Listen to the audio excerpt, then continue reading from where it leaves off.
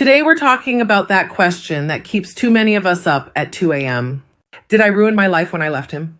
This episode was inspired by a Reddit post from a woman in her late 30s who left a stable 5-year relationship in her 20s, spent the next decade in addiction, messy situationships, and now she's sober, single, no kids, and drowning in regret. And if you've ever had that one ex, the maybe he was the one and I blew it ex, this is for you. We're going to break down the psychology behind this kind of regret, how trauma, mental health, and attachment issues shape our choices, how social media and the perfect life myth mess with women's heads, and how to stop playing the what if Olympics and actually live your life now. With a little tough love and a little sassy satire, we're going to break down the psychology behind this kind of regret, how trauma, mental health, and attachment issues shape our choices, how social media and the perfect life myth mess with women's heads, and how to stop playing the what if Olympics and actually live your life now. Let me give you the shorter version of what she shared. She has depression, anxiety, ADHD, childhood trauma, attachment issues, and addiction history.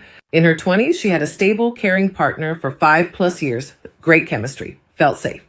But she felt he was emotionally distant, didn't give enough affection, and she made him her whole world. She left to find herself, regretted it, got back together, moved in. A few years later, the restless feeling came back. She caught feelings for someone at work, panicked, and left again so she wouldn't cheat. He went traveling, then met someone else and got married. She spiraled for years, alcohol, depressive episodes, unavailable men, love addiction. Now she's in her late 30s, sober, single, no kids, and stuck on this loop. I ruined a beautiful life. What if I had just stayed? And she's asking, how do I stop ruminating and make peace with my past? Sound familiar? Sassy truth, we have a bad habit of turning exes into saints once they're gone. We remember their good qualities plus our loneliness. He was perfect. I was the problem. No, ma'am, he was probably a good man. You were a deeply unhealed woman. And that combination doesn't magically turn into happily ever after. What's actually going on psychologically? This isn't really about him. This is about attachment trauma, fear of making the wrong choice, perfectionism, and a nervous system that never felt safe from the beginning. When you grow up with chaos, neglect, or emotional abandonment, your brain learns. Stability is suspicious. Calm is boring. Safety doesn't feel safe. First of all, sis, you did not ruin a beautiful, perfect Disney-level life. You left a relationship twice. You weren't happy in it. You were anxious, restless, overattached, then emotionally checked out. If you had stayed, you'd probably be in a different Reddit group right now, like, help, I feel dead inside and I resent my husband and kids. So let's stop romanticizing this man like he was the last functioning male on earth. So what happens? You crave intensity, chemistry, drama, chasing. When things are stable, your nervous system goes, something's wrong. When you feel restless, you call it intuition instead of unprocessed trauma. That I have to leave or I'll suffocate urge. Sometimes that's wisdom. But a lot of times for traumatized women, it's your nervous system trying to escape intimacy. Because being truly seen and truly loved feels scarier than chaos. Is it fear, social media, or ambition keeping women from settling? Let's talk about it. Fear, many of us are afraid of, choosing wrong and getting stuck, ending up like our mothers or aunties who settled and are miserable, losing our independence or identity, missing out on some better person. So we run before we're abandoned. We leave before someone can leave us. That's not logic. That's self-protection dressed up as empowerment. Society hands us a contradictory checklist. Pursue a career, be independent, heal, travel, but also hurry up and start a family. We're told not to settle, yet warned against being alone. Every life choice feels like a potential failure. Focus on work. You're selfish. Prioritize relationships. You lack ambition. Take time to heal. You're too slow. Move quickly. You haven't done the emotional work. The real challenge? Maintaining a perfect image on social media while navigating these impossible expectations. Perhaps the true victory is recognizing the game was rigged and start living life on our own terms. Should there be more logic in these decisions? Yes, but with a catch. Your feelings are data, not dictators. Logic is a tool, not a weapon. If your mental health is unaddressed, depression, anxiety, addiction, attachment trauma, your feelings are often filtered through fear, not truth. So instead of this relationship is truly misaligned with my values, it becomes I feel restless. That must mean I'm with the wrong person. Time to burn it down and start over. Social media and the better option illusion. Instagram, TikTok, and romantic movies have women thinking there's a soulmate who will just know. Perfect affection, perfect communication, perfect sex, perfect bank account. If he's not all that, there must be someone better out there. So instead of learning how to build a real relationship with a real human being, we treat dating like scrolling Amazon. And then at 37, we're like, wait, why is everyone else posting family photos and I'm over here analyzing my ex from 12 years ago? What could more logic plus self-awareness look like? Asking, is this a me problem or a we problem? Checking, are my needs actually being communicated or just resented? Looking at patterns, do I always leave when it gets calm? Asking trusted, emotionally healthy friends or a therapist for perspective. Logic doesn't mean you ignore your gut. It means you fact check your feelings before you pack up your life.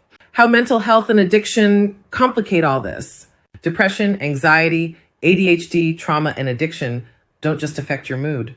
They affect impulse control. Risk assessment, how you interpret other people's behavior. How much drama you unconsciously seek out. Your capacity for intimacy and commitment. And when you add love addiction or anxious attachment, you get this cycle: intense connection, fusion, obsession, restlessness, feeling trapped, self-sabotage or leaving, depression and regret. Repeat with a new person. So no, you didn't ruin a perfect life. You were acting with the tools and wounds you had at the time. Why we ruminate so hard on the one that got away? Rumination is not reflection. Rumination is mental self-harm. We replay the same scene in our heads, like, if I had just stayed, if I hadn't left, if I'd gone to therapy sooner, I'd be married with kids by now and life would be perfect. Meanwhile, your brain conveniently cuts out all the fights, all the confusion, all the unmet needs, all the emotional distance that made you leave in the first place. You're not missing him as much as you're mourning. The fantasy of the life you thought you'd have, the version of you who would have been okay, the identity of woman who did it right, that's grief. Grief for what didn't happen. Grief for who you wish you'd been. How do you actually make peace with this? Let's be practical for a second. If you're watching this and thinking, that's me, here are some steps. 1, tell the whole truth about the relationship, not just the highlight reel. Write it out. What didn't work? What needs did you not know how to voice? What patterns were already unhealthy? Take him off the pedestal and put him back on the ground with the rest of us flawed humans. 2, separate regret from responsibility. You can say, I'm sad about how things went, and I did the best I could with the tools I had. That's not an excuse. That's compassion. 3, treat rumination as a mental health symptom, not a spiritual sign. You are not meant to get back together just because you think about him a lot. That's often OCD-style looping. Anxiety, depression. A brain that got used to obsessing as a coping mechanism. Therapy, trauma work, and sometimes medication can help break these loops. You don't have to white knuckle it alone. 4, grieve the life you thought you'd have. Yes, you may have to cry over the kids you didn't have yet or at all, the marriage you thought you'd be in, the version of yourself you never became. That grief is real. You're not silly or dramatic for feeling it, but grief is a bridge, not a place to build a house. Decide what a beautiful life means now. Is it peace, freedom, a healthy partnership later, deep friendships, healing your nervous system, doing work you love? A beautiful life is not just husband, kids, mortgage, Christmas, pajamas. That's one template, not the only one. A little tough love before we close. At some point, you have to stop punishing your younger self for not being the healed woman you're just now becoming. She didn't have the language for attachment style, love addiction, trauma response, nervous system dysregulation. She just knew, I am not okay and I need to move. Was it messy? Yes. Was it destructive? Also yes, but it was still a survival move. You don't heal by rewriting the past. You heal by upgrading how you love, choose, and show up now. Ladies, if any part of this hit home, I want you to drop this in the comments. I forgive who I was and I'm building who I am now. And if you're someone who struggles with regret, rumination, or replaying the one that got away, let me know in the comments. What's the hardest part about letting go for you? Is it the person or the life you imagine? Thank you for joining me today on Authentically Her After 40. If this video gave you something to think about, like this video so YouTube knows it's helping people. Subscribe to the channel so you don't miss the rest of the series. Share it with another woman who's stuck in the what if loop and needs some loving, honest truth. Stop scrolling. That mistake last year didn't destroy everything. That dream you think you're too old for, you're not. That person who left doesn't mean you're unlovable. Life isn't a race with strict deadlines. You're not behind or broken. You're becoming who you're meant to be. The messy, uncertain phase isn't failure, it's growth. Many incredible people found their path later in life. Your story isn't over. The most beautiful chapters might be ahead. You're exactly where you need to be. You did not ruin your life.